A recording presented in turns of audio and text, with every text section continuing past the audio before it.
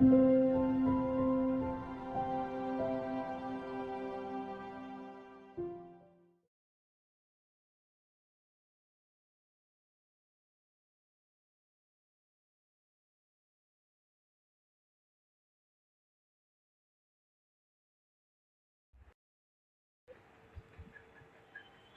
उसके बाद थ्योरी आती है अटैचमेंट थ्योरी। ये इमोशन पर ही है, इमोशनल जो हमारा डोमेन है ना उसी पर थ्योरी पढ़ रहे हैं हम अभी। तो ये है, देखो सिगमंड फ्राइड की थ्योरी पढ़े, एरिक एरिक्सन की थ्योरी है। अब उसके बाद में आ रही है अटैचमेंट थ्योरी, बॉल्बी की। किसने दिया इसको? बॉल्बी ने दिया। ये थ्योरी क्या है?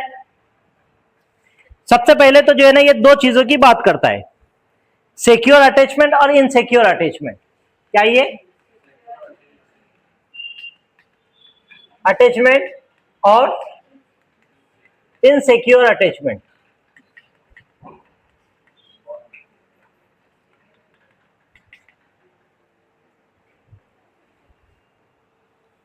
अगर से सिक्योर अटैचमेंट रहेगा तो उससे इमोशनल स्टेबिलिटी कायम होगी। क्या होगी?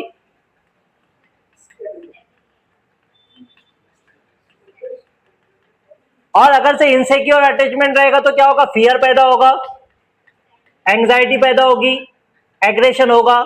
ये सब चीजें जो है इसमें आएगी अटैचमेंट थ्योरी से। इससे एक और चीज ये बोलता है कि जैसा अगर से जो है बच्चा जो पैदा होता है, बच्चा और मां के बीच में जो है इमोशनल फाउंडेशन होता है। मदर एंड चाइल्ड शेयर है इमोशनल फाउंडेशन। अब ये जुमले को जो है थोड़ा सा हम समझ लेते हैं क्योंकि जो है आगे इस पे काम में आएगा। जैसे मिसाल के तौर पर एक बच्चा पैदा हो रहा है तो उसका जो है इमोशनल अटैचमेंट किससे है? सबसे पहले अपनी मां से। अपनी मां से ये जो इमोशनल अटैचमेंट है ये जो है बच्चे को क्या प्रोवाइड करेगा? सिक्योरिटी। इससे बच्चे के अंदर क्या पैदा होगा? Emotional stability. और अगर से कहीं ना कहीं वो दोनों के बीच का जो अटैचमेंट जो है बिगड़ता है, इनसिक्योर अटैचमेंट होता है, तो बच्चे में क्या पैदा होगा? फियर, एंग्जाइटी, एग्रेशन, इस तरह की चीजें जो है इसके अंदर पैदा होगी। अब जो है एक जो है दूसरा साइकोलॉजिस्ट है, उसका नाम है डेनियल गोलमन। इसने दिया है इमोशनल इंटेलिजेंस। अभी तक हमने क्या पढ़े थे? इंटेलिजेंस देखे थे, है ना।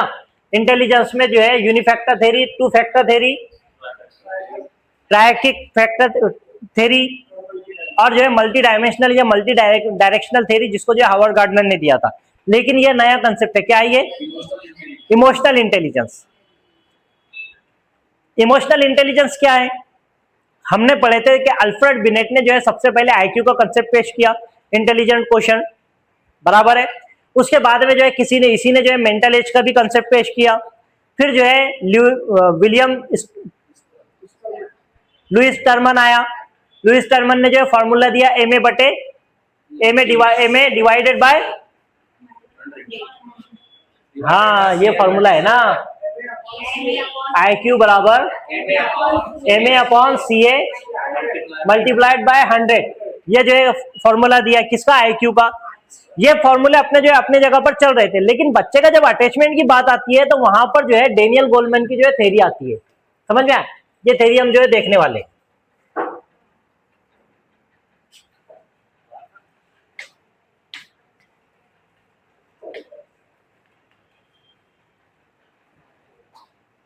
ये किसने दिया? ये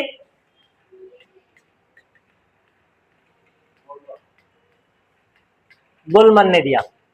टीईटी में 2025 में जो सवाल आया है वो इसी पर आया है, बराबर है, डेनियल गोलमैन पर। इस वजह से चलते चलते जो है थोड़ा सा हम इसको देख रहे हैं, ज्यादा डिटेल में नहीं देखने वाले, सिर्फ ऊपरी तौर पर देख रहे हैं।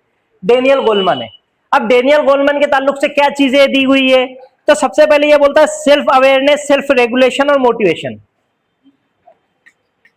सेल्फ अवेयरनेस, सेल्फ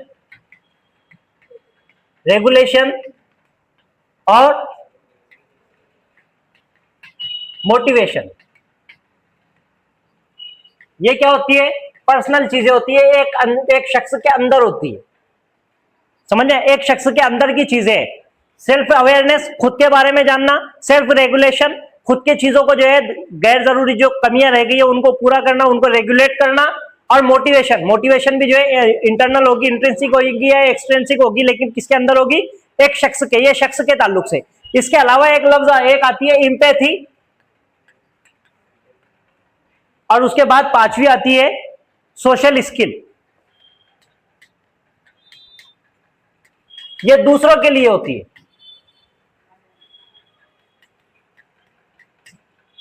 अब सवाल था टीईटी में कि जो डेनियल गोलमैन की थ्योरी के मुताबिक पर्सनल चीजों के ताल्लुक से दो कंपोनेंट जो दिए गए हैं, वो दो कंपोनेंट में से इनमें से क्या नहीं है? तो उसमें एक था, दो दिया हुआ था, तीन था, और चौथा ऑप्शन इम्पैथी था। तो इम्पैथी नहीं है। अच्छा, तीनों के सब पांचों की मीनिंग तुम्हारे को पता है, समझ में आ रहे? सेल्फ अवेयरनेस, खुद के बारे में जानना, सेल्फ रेगुलेशन, खुद के जो है, हाँ, खुद को रेगुलेट करना, हाँ, मोटिवेशन भी इंसान का खुद का होता है, इंट्रिंसिक या एक्सट्रिंसिक। इम्पैथी होती है दूसरे के साथ, हमदर्दी नहीं होता लफ्ज, हाँ, हमदर्दी के लिए वर्ड का इस्तेमाल होता है सिंपैथी। सिंपैथी अच्छा वर्ड है, लेकिन जो है इम्पैथी होना चाहिए। सिंपैथी मतलब कि मुझे तुमसे हमदर्दी है, मैं तुम्हारा दर्द महसूस नहीं कर रहा, तुम पर तरस खा रहा हूं, तरस नहीं खाना है, उसके दर्द को महसूस करना है, वो क्या कहलाता है? इम्पैथी। सोशल स्किल्स, ये भी जो है दूसरों से रिलेटेड है। समझ में आया? ये कौन सी थ्योरी कहलाती है इसकी? इसका एक चीज जो है ना, पूरी थ्योरी में एक चीज जो है सबसे ज्यादा इंपॉर्टेंट है, उसको जो है अलग पेन से लिखते हैं। ये कहता है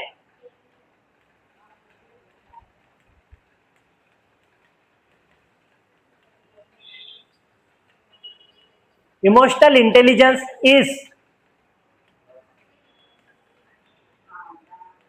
ग्रेटर देन इंटेलिजेंस कोशेंट। अब ये पूरे इसकी जो है थ्योरी का निचोड़ क्या बोल रहा है? ये इमोशनल इंटेलिजेंस जो है बच्चे के इंटेलिजेंस कोशेंट से ज्यादा जरूरी है। फर्स्ट कर लो, एक बच्चे का जो है IQ 200 है, लेकिन वो खुद के इमोशंस को कंट्रोल नहीं करता है, ये उसके लिए खामी है। समझ में आया? मतलब बच्चों का तुम्हारे को IQ नहीं बढ़ाना है, बच्चे के अंदर इमोशनल स्टेबिलिटी लेकर आना है। समझ में आया? Daniel Goleman.